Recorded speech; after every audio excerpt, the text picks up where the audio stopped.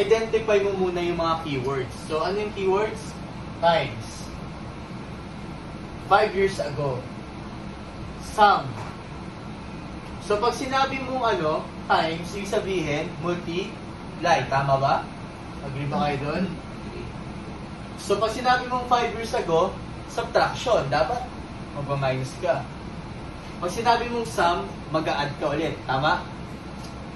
So, after mong ma-identify yung mga keywords, ang pangalawang dapat gawin, identify mo sino-sino ba yung taong involved sa problem. Sino? Si John. So, i-column mo, i-table mo, John. Sino pa? Martha. And then, equation na. Yung pangatlo. After mo ma-identify kung sino yung taong involved sa problem, identify mo naman yung time element. So, we have present, malamang. And, sinabing 5 years ago, ibig sabihin, pinag-uusapan yung past. Yung nakalipas. After ko ma-identify yung time element, kinukuha ko yung first letter sa pangalan. So, J at saka si M.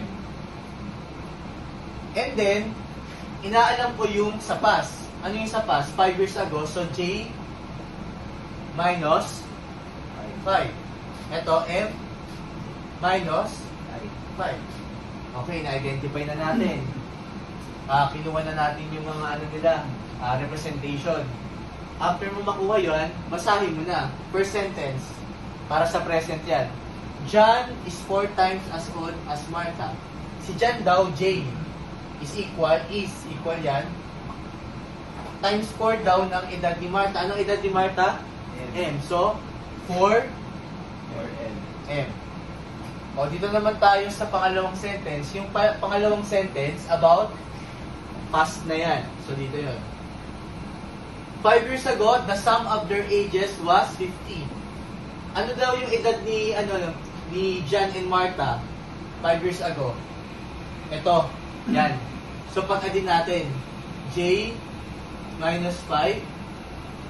J minus 5 plus, M minus 5. Pinag-add natin yung edad nila.